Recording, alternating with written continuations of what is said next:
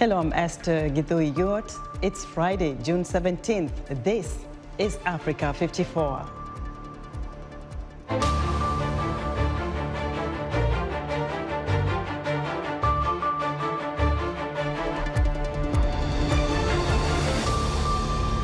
Tensions are high as the Democratic Republic of Congo and Rwanda accuse each other of border-breaching incursions. As part of Ghana's Green Project, coastal communities aim to plant 200,000 mangrove trees and shrubs. And in support of Monday's World Refugee Day, in our entertainment segment, Heather Maxwell features the music of the Sierra Leone Refugee Allstars.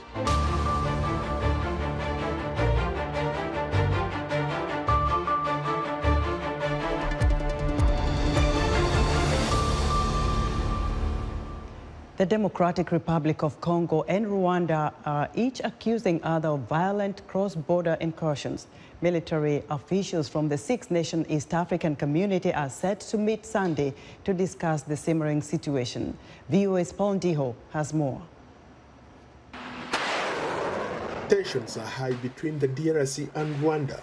The Congolese government announced this week that they are considering suspending all agreements with Rwanda, which they accuse of supporting M23 rebels that caused havoc in the eastern part of the country.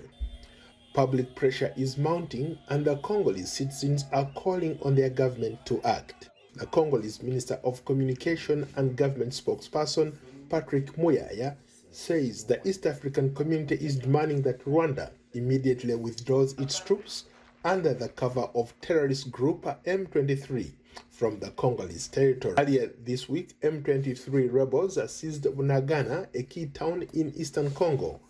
An official with the United Nations peacekeeping mission in Congo, known as MONUSCO, said Wednesday it could not confirm whether Rwanda or Ugandan forces helped the M23 rebel movement seize Bunagana.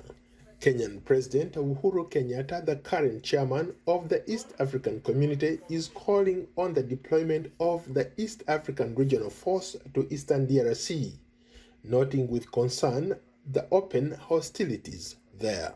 The Rwandan government has repeatedly and vehemently denied accusations over the years that it supports the M23 and blamed the Congolese forces for wounding several civilians in cross-border shelling. The M23 rebels rose to prominence a decade ago when its fighters seized Goma, the largest city in Congo's east, which sits along the border with Rwanda. The M23 rebels were eventually pushed out of Goma, and after a peaceful deal, many of M23 fighters were integrated into Congo's national army. Paul Ndiho, VOA News, Washington.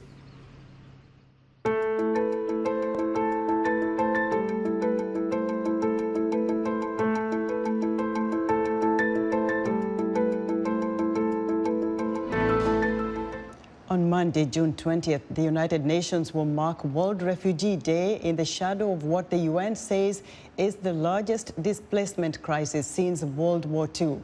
VOA UN correspondent Margaret Bashir explains.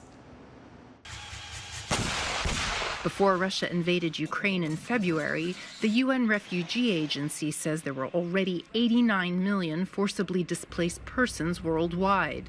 With the Ukrainian exodus, the number now tops 100 million. Remember, we are now all focused on Ukraine very much, but Ukraine comes after a line of other emergencies. The agency's new Global Trends report says that 5 crises last year accounted for nearly 70% of all displaced people.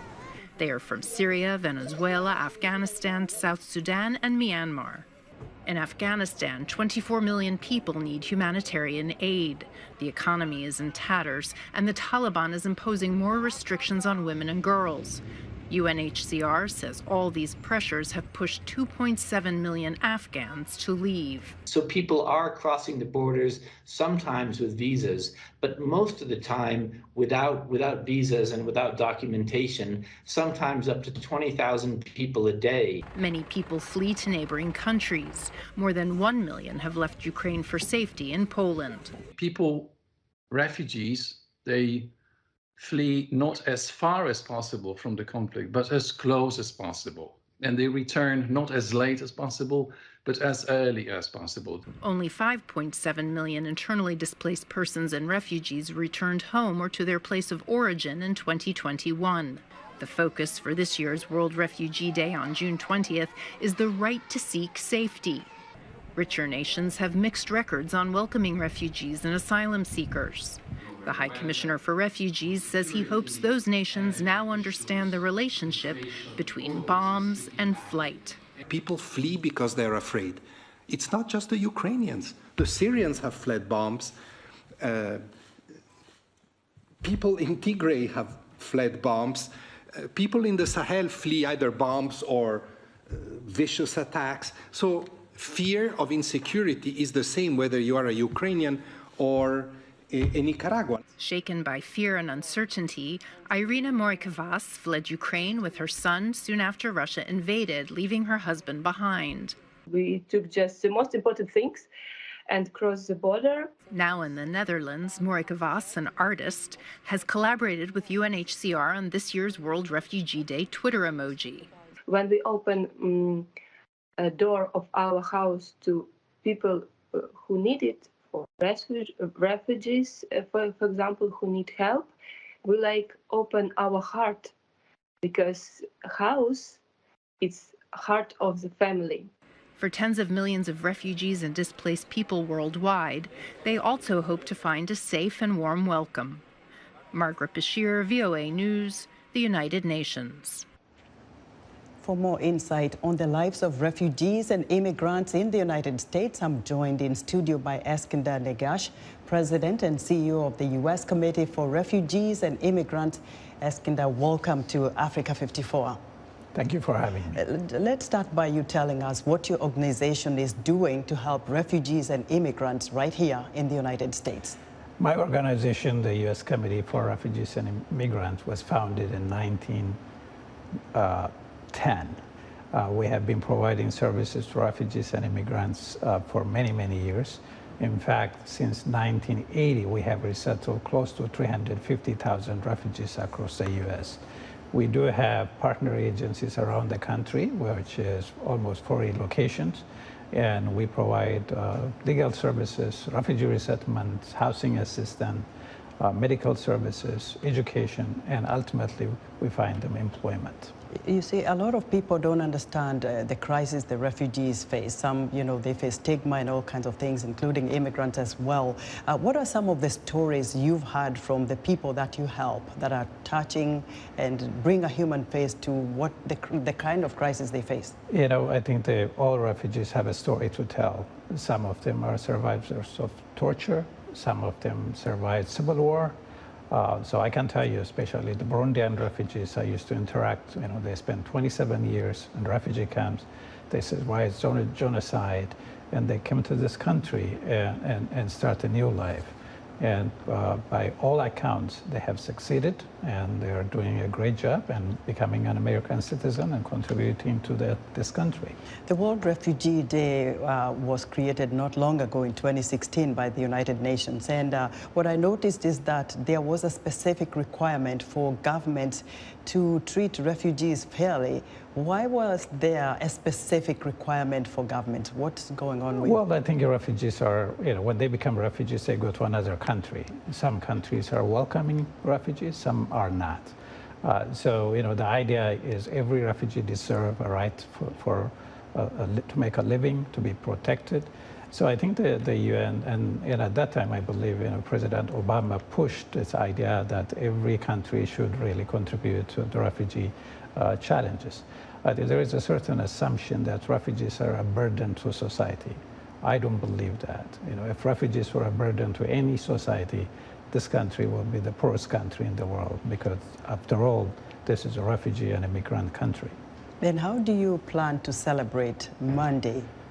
I think celebration is a bit, maybe not the right word. I think what we're planning to do is we're inviting refugees to tell their stories. So we have a virtual gathering on Tuesday, since Monday is a holiday.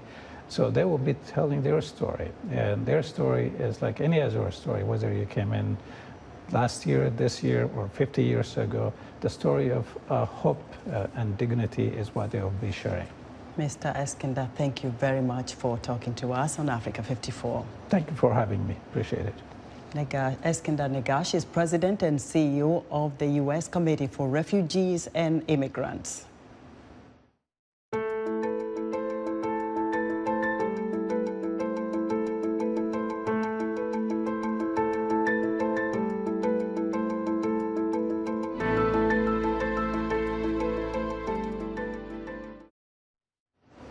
Tanzania has begun relocating Maasai pastoralists from the famed Ngorongoro Conservation Area in a move that rights campaigners describe as unlawful evictions.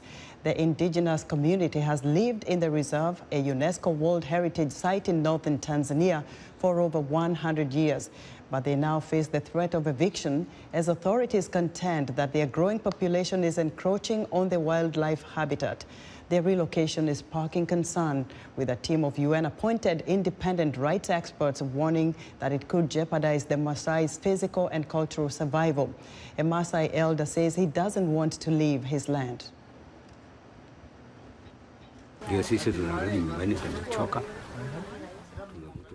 are here and we are tired. We ran away, the three of us, and we were ambushed by the military.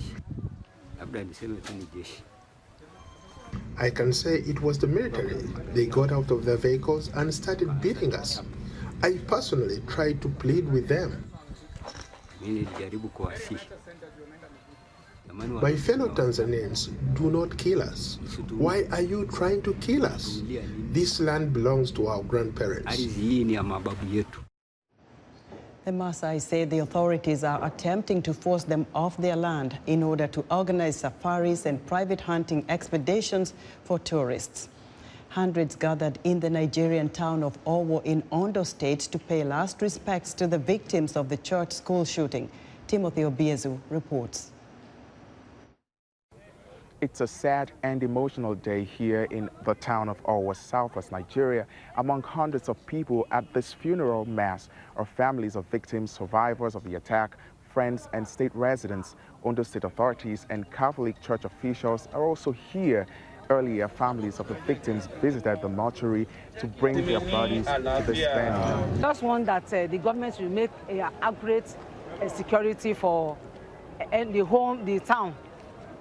And the people around should join us to pray that God should expose the people that came to attack the church. I want them to be polished. This is a very serious offense. We are seriously affected. They need to be fished out and be polished according to the Constitution or according to the law. During the service, Catholic Church authorities criticized the attack and said the government must take responsibility and address security problems. Ondo State Governor Rotimi Akeredolu responded. We are condemning this act in very strong terms, in which we are making a point that something has to be done in this country. Armed attackers struck St. Francis Catholic Church on June 5th using guns and explosives. 40 people died and scores others have serious injuries. Authorities have blamed terror group, the Islamic State of West African Province, for the attack and also pledged to support those affected. This week, Nigeria's House of Representatives urged authorities to declare a state of emergency in forest reserves here in Ondo State. It is believed that the attackers have taken cover in the forest. Also, a regional security unit known here as Amotekun has pledged to restore security in Ondo State and the southwest region. Timothy Obiezu for VOA News, Owo, Ondo State, Nigeria. In other African news, security is heavy in Senegal Friday to prevent a demonstration planned by opposition groups in Dakar. Nigeria's Supreme Court is giving a thumbs up to the wearing of hijabs by female Muslim students in schools, ending a contentious issue. And in central Somalia, at least 40 people were killed and more than 20 others were wounded in a fighting between Al-Shabaab militants and local clan militia backed by the Somali army. The United States honors Juneteenth on Monday. The U.S. federal holiday commemorates the anniversary of June 19, 1865, when enslaved people in Texas finally learned they were free. For more on Juneteenth, I'm joined in the studio by Melvin Foote, CEO and President of the Constituency for Africa. Melvin, welcome to Africa 54. Thank you. First of all, why did it take so long to have Juneteenth recognized as a federal holiday? Well, I think we're dealing with the history of the country. And I think we all know the story of slavery. We all know the challenges that we faced in this country. And I think that it's a long-term struggle. Even though we have the new holiday, I think we're only at the beginning of the struggle. So this is not a short-term thing by no stretch of the imagination. I think we have a long way to go. It's taken long, but what's the significance of Juneteenth? A lot of people don't know about it. Well, I think it's important that the president, the administration has acknowledged it. That's a very important marker. But it gets into the whole issues of reparation. You know, what is owed to these slaves? You know, a lot of the issues black people face today, be it healthcare, education, training, housing, all of it goes back to how we came here in chains. And so I think that I see this as a long-term struggle. I'm very happy that we're celebrating it here in Washington and around this country, but we should recognize that we're just getting started in this long-term battle. That's going to be multiple generations. It's going to go long after we have left. We'll still be fighting this battle for equality and equal rights. President Biden put this into law last year. There wasn't much pomp around that time. We were all holed up at home because of COVID-19. How are we celebrating this day on the 19th? Well, here in the VOA community, we have this big festival, 3-day festival, a music festival taking place. It's going to be awesome. I'm planning to go. But and all around the country, you'll see celebrations go out, but it's not coordinated, it's not organized. I think the administration deserves a great deal of credit for announcing this holiday. But we have now got a press to talk about some legislation stuff that needs to happen. We definitely got to talk about some programs to help equalize African Americans as normal as part of the American dream. What about the younger generation? Should this be taught in school? What do they need to know about this day and why it's important? Well, if you don't know where you came from, you won't know where you're going. And so I think it's absolutely crucial for young people to understand the struggle that a lot of them do. You're hearing it in the music, you're hearing it in the culture. I talk to young people all the time. They're all very much attuned to what's going on. But we have to know that we have to get organized. We got to press, we got to lobby, we got to press, we got to educate Americans about Africa. We got to educate Americans about us. We have a big job to do. Because a lot of people in this country don't feel that there should be any special recognition of African Americans despite what we have endured in this country.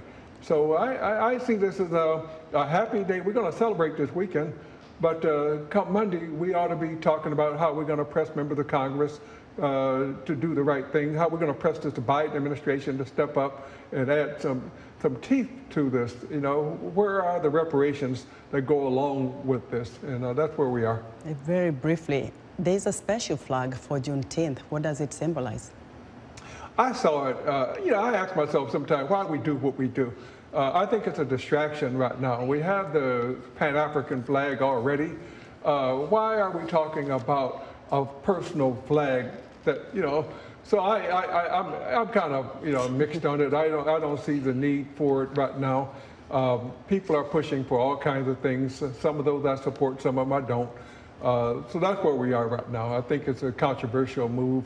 I'm not sure where the currency is. Most people don't even know about it.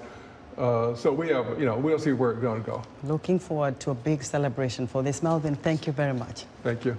Melvin Foote is CEO and President of the Constituency for Africa. The UN says Ghana has one of the highest losses of rainforest in the world.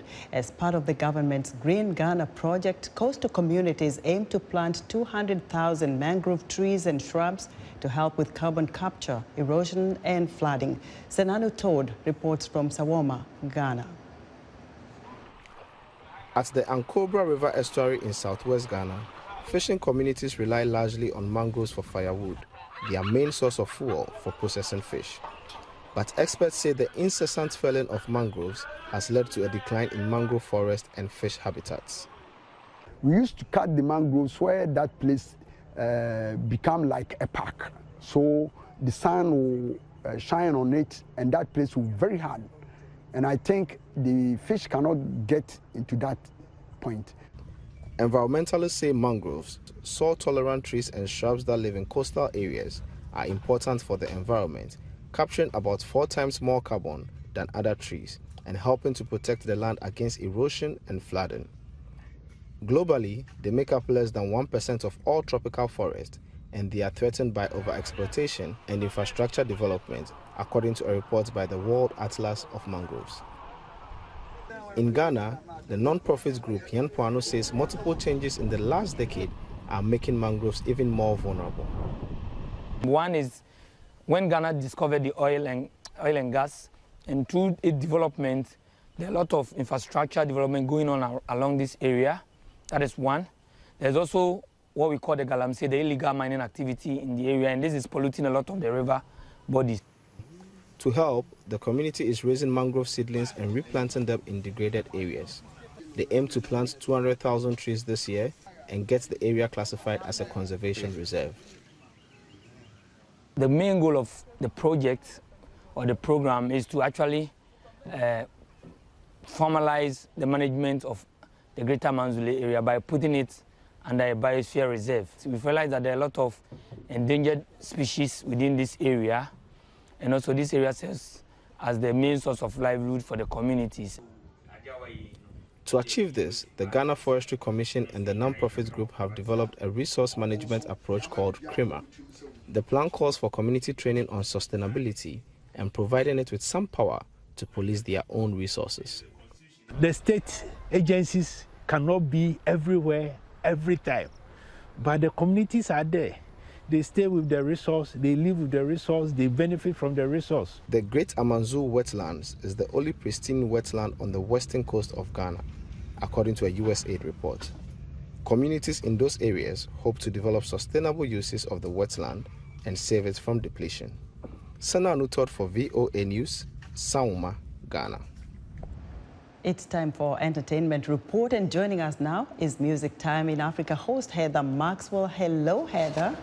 Hello, Esther. As we've mentioned, Monday is World Refugee Day. Well, here is a wonderful live performance to honor and celebrate the day by the Sierra Leone Refugee Allstars. The band visited VOA in 2014 to share their music and tell their story of being refugees. Here's the song Ghana Baby, led by singer and band leader Ruben Karoma.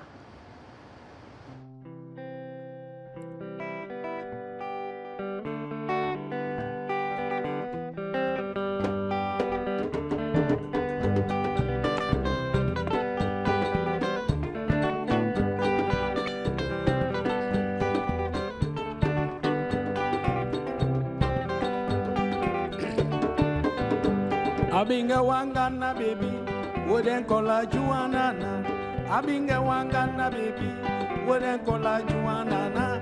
Ajua left me go back to Ghana. She no notice me anything. Ajua left me go back to Ghana. She no notice me anything. But I've been telling mama, telling papa, telling family them all. I've been telling party themselves before I bring them Ghana salon. Ajua Ajua Ajua Ajua, Ajua, Ajua, Ajua, baby, run away.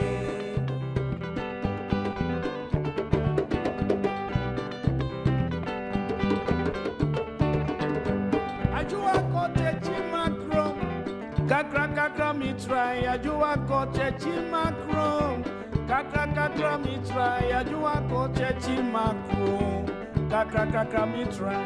Ajua, Ajua. Ajua, Ajua, Ajua, Ajua, Ajua, baby, run away.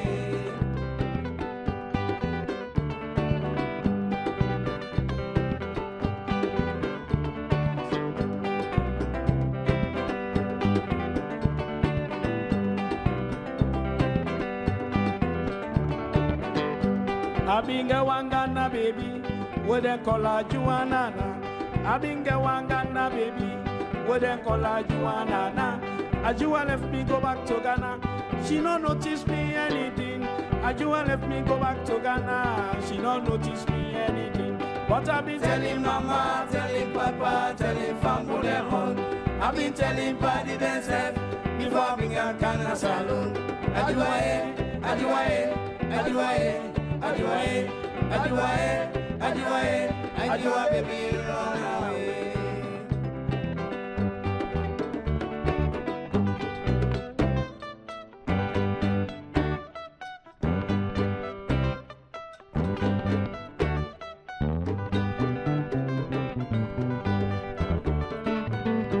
Ajua, Nechuo, Okon Cheti Macro.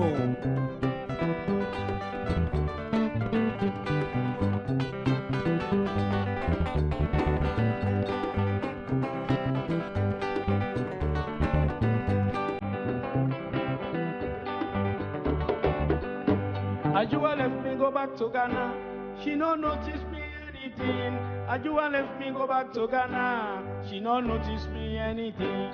Ajua left me go back to Ghana. She no notice me anything. But I've been telling mama, telling papa, telling family all. I've been telling party themselves before I bring a Ghana salon. Ajua, Ajua, Ajua, Ajua, Ajua, Ajua, Ajua, baby, run away. Ajua, Ajua, Ajua, Ajua, Ajua, Ajua, Ajua, baby, run away. She run away, run away. Ajua, baby, run away. She run away with me picking. Ajua, baby, run away. She run away, run away. Ajua, baby, run away. Now, baby, they do so. Ajua, baby, run away. Run away, run away. Ajua, baby, run away. She run away. And that's it from me for today. If you liked this music, you can watch the full 30-minute session on my Music Time in Africa YouTube channel, or listen to it on my weekend radio show that honors World Refugee Day. Back to you, Esther. Heather, thanks for that refreshing music. Join Heather Maxwell again next Friday for another refreshing entertainment segment right here on Africa 54. And that's our show for today. We invite you to watch Africa 54 on our website at voaafrica.com. From all of us here in Washington, have a great weekend.